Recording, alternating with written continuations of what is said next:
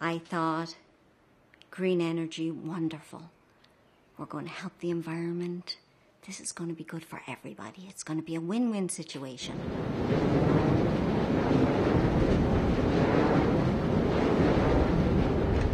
But when you're kept awake one night, okay.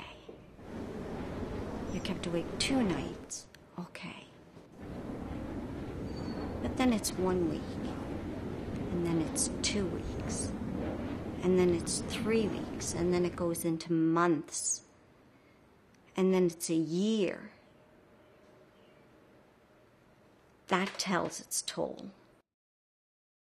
I was told we will get used to the noise. It is not a problem. It is not an issue. The only issue is NIMBYism. You know, not in my backyard. And I thought, well, I don't have a problem. Put them in my backyard. Put them in my 2 fields. We have 13 acres. No problem. But pretty soon, Norma Schmidt, who is a retired nurse, recognized that she did have problems. Nausea, which was very infrequent at first. Ear pressure and head pressure. Much later, dizziness and vertigo. Migraines, although I'd had migraines previously, they were very infrequent, 1 to 2 a year. They became much more frequent and much more severe. Other people have been showing up in doctors' offices too, and their symptoms have been the same as Norma's. As a physician, once people start complaining of things, you start looking at what might be causing this. And part of our investigation is we said, well, we'll hold a meeting both north and south and see who comes and what their stories are. Had one of the experts from the Ontario Agency for Health Promotion Protection who came up. He's in charge of their environmental division, and he said he'd never seen anything like it either. That so many people upset by these things, and very consistent symptoms. And the variation in noises that come from the turbines is testing the tolerance of the people who live near them. I'm going to play 3 different sounds. They're all at 80 hertz. Dr. Michael Nissenbaum. They're all going to be at the same decibel level.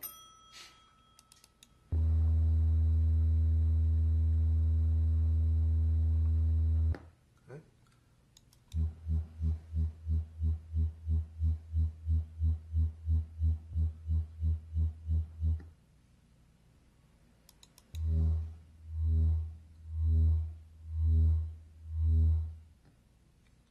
Which one would you rather spend time with?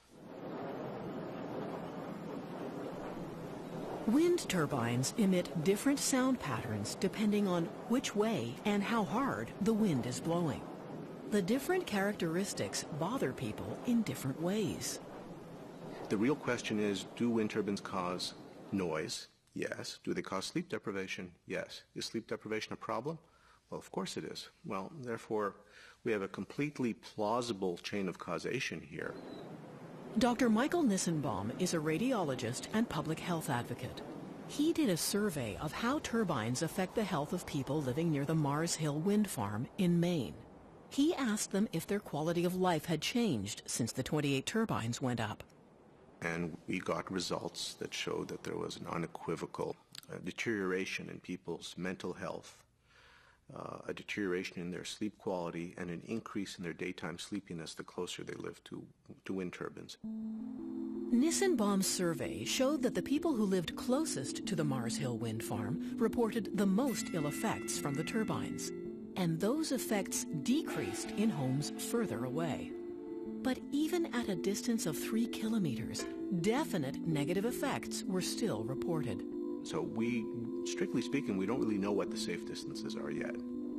Right now in Ontario, turbines are required to be 550 meters away from the nearest house. That is the standard for a lot of regions around the world. From my understanding of the literature and how people behave near these things, 550 meters, I think I described it as insane, because you know there are going to be people being disturbed by having a wind turbine 550 meters from their house. If you go up to 2 kilometers, which some people suggest, then that will drop the incidence of issues with these things a lot, but you'll still have some people still sensitive at 2 kilometers. And what they are sensitive to isn't just volume, it's also the rhythm of the noise. So one is a pure tone, and the others are amplitude modulated at 1s per second and 3 per second. The 1s per second is about what you get from wind turbines. At least my subjective feeling about it is that the 1s per second is even more annoying than the 3 times per second. It's the basics of the most rudimentary medical education that sleep is a vital component of maintaining health. If you lose sleep over a protracted period of time, it will affect essentially every body system. It'll affect your mental health, it'll affect your physical health, including, in the case of cardiovascular disease and diabetes and so on, early mortality. This is settled science, this is not speculative. And all of this can derive from chronic sleep disturbance. Dr. Nissenbaum says the symptoms he found in his study group are the same as other doctors have found in other places around the world. The complaints from people who live close to wind farms are remarkably consistent. Another common thread in all these locations is that no one had done any substantive health studies before placing turbines next to houses. I think we got into a situation where no one said, stop, let's wait a minute. These things are very large machines. They're really big industrial complexes.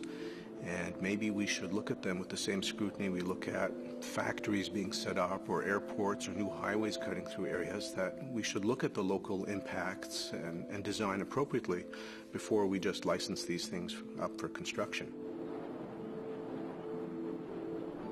Wind turbines make noise.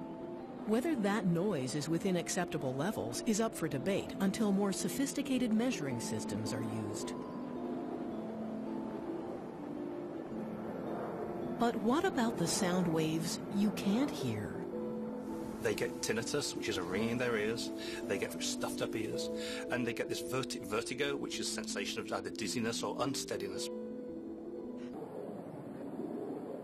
When machines as big as these are put up in a quiet setting, the landscape changes, and so do the sounds flowing on the winds. And some of those sounds can be complex. A new study has determined that wind turbines emit subsonic sound waves called infrasound that can make certain sensitive people incredibly ill. So you have this conflict where people are assuming the ear is insensitive, and it's not. Dr. Alex Salt is a professor at Washington University Medical School in St. Louis. He specializes in the physiology of inner ear fluids. Lots of things create low levels of infrasound. If you're driving your car with the window just cracked open slightly, you can get that woof, woof, woof noise in the car. Sometimes in buildings, you can get bothered by the air duct noise if there's a fault in the air conditioning system. So if the pressure in that building is oscillating up and down slowly, people start complaining of dizziness and of all the symptoms that people are reporting. Infrasound is below the threshold of most people's hearing, but it still causes cells in the ear to react, and in some cases, that can be very distressing. Dr. Salt says that infrasound needs to be taken seriously by the people who put up turbines. So ignoring that sound is a bit like visible light, saying, okay, we'll just look at visible light, so go and lay on a beach all day. It's not going to harm you. It's not going to, you won't get sunburnt. Because if you ignore the part you can't see, you're going to come to the wrong conclusion. The current generations of wind turbines are very large. A 1.5 megawatt machine is taller than a 35-story building. The big thing that generates infrasound is different wind speeds going into different parts of the rotor. So that what's called turbulent inflow into the rotor makes them generate a lot of infrasound. It's going to disturb their sleep. So if it wakes them up and they can't get back to sleep again, that has serious long-term effects on people's health. They get tinnitus, which is a ringing in their ears. They get fullness, which is sensation of pressure, stuffed up ears. And they get this vertigo, which is sensation of either dizziness or unsteadiness, more like. And all of those things come from, can potentially come from changes in the ear caused by the low-frequency sound. Taking accurate infrasound measurements is very difficult considering all of the other sounds that exist in the environment. As a result, Salt did his work in a lab using guinea pigs whose ear canals resemble humans. Salt believes more research is needed into the effects of infrasound. So you have engineers making judgments about health effects and saying there's no health effects. And these people have engineering background and have no concept at all of what the real health effects are. I mean, they haven't come to the scientists who understand the problem better.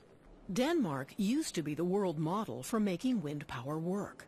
Now, suddenly, there are over 170 anti-wind groups across the country. Big turbines going up fast near people's houses. In Denmark, the minimum distance between a house and a turbine is equal to 4 times the height of the machine. Some people say that's still not far enough, but the turbine manufacturers claim that the newer, bigger machines will be quieter than the older ones. They produce just more noise. Dr. Henrik Møller is a professor at Aalborg University specializing in acoustics and electrical engineering. The noise emitted by the turbine is nearly proportional to the electric power that it can produce. His work has cast doubt on industry claims that larger turbines never exceed legal sound limits. At issue is how they measure the turbine's sound. The wind comes from there, and it's usually measured downwind from the turbine in a distance like this. You have to make sure that when you measure here, you measure all the noise that is emitted from the turbine. If the turbine emits more sound in that direction, perpendicular to the rotor plane, then you won't measure it here. The noise source is up in the air. But larger turbines don't just make more noise, they also make a different kind of noise. You get more low frequencies from wind turbines that are larger. If you go inside closed door and windows, there will not be a lot of high frequency noise inside. But the low frequency noise still propagates through windows, through the roof and building structures. A lorry standing next to your house is one of the most common things that people compare it to. It may also sound like an old fridge which you don't like in your kitchen, and therefore you close the door to the kitchen. But if it's a wind turbine, it goes in everywhere, so you can't just close the door. It still is. Wind turbines are causing noise. Noise is causing people to get annoyed and maybe getting sleep disturbances. And it is known that both annoyance, chronic annoyance, and sleep disturbances can affect the stress hormone levels in a negative way. And if you got stress hormone disturbances over a lot of years, it increases the risk of developing different diseases. For instance, diabetes, hypertension, maybe ischemic heart disease, and maybe even depression. If we were given a medication to a person and they were coming with all of these symptoms, the regulators would be saying, stop giving people these medications. In a flash, doctors would be saying, stop taking that medication. It's making you too ill.